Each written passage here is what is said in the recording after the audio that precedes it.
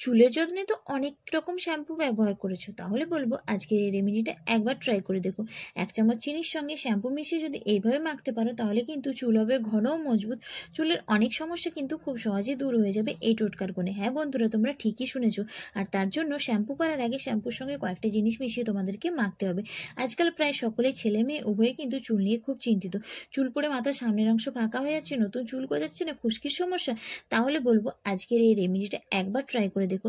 চুলের যত্নে আমি শ্যাম্পুর সঙ্গে কি মিশিয়ে ব্যবহার করি সেটা আজকে তোমাদের সঙ্গে শেয়ার করব। তো চলো বন্ধুরা, আর বেশি না কথা বলে ঝটপট করে রেমেডিটা দেখে নেবে চলো।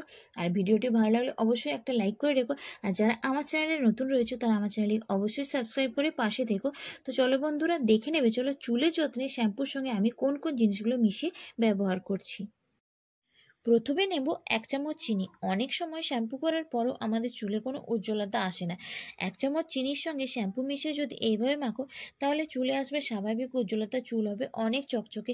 ত্বকের যত্নের পাশাপাশি চুলের যত্নেও কিন্তু চিনি খুবই উপকারী। এরপর আমি এর সঙ্গে মেশাবো শ্যাম্পু। তো তোমরা তোমাদের পছন্দ মতো যে কোনো শ্যাম্পু ব্যবহার করতে পারো।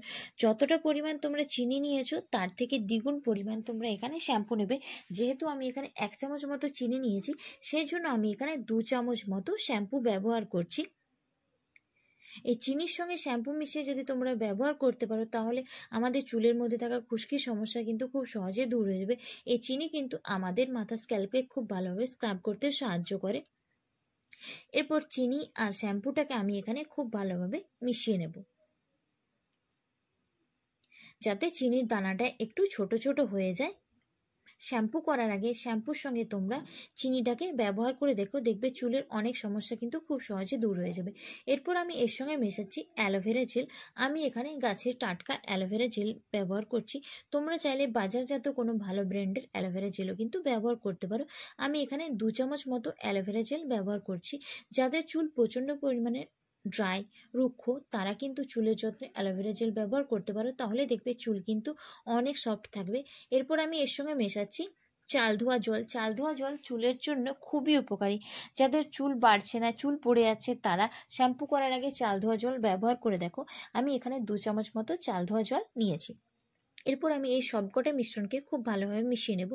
শ্যাম্পু করার আগে তোমরা যে নর্মাল শ্যাম্পু ব্যবহার করো তার সঙ্গে এই কয়েকটা জিনিস মিশিয়ে একবার এই রেমেডিটা ট্রাই করে দেখো, দেখবে চুলের অনেক সমস্যা কিন্তু খুব সহজে দূর হয়ে যাবে।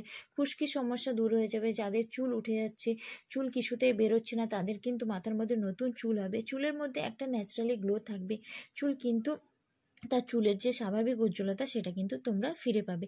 তো এখানে আমার যে হোমমেড যে শ্যাম্পু সেটা কিন্তু আমি খুব সহজে বানিয়ে নিয়েছি। এরপর আমি এটাকে আমার মাথার মধ্যে রেখে তারপরে এটাকে নর্মাল জল দিয়ে ওয়াশ করে নেব। সপ্তাহে তোমরা এটাকে 2 দিন ব্যবহার করে দেখো, দেখবে চুলের অনেক সমস্যা কিন্তু খুব সহজেই দূর হয়ে যাবে।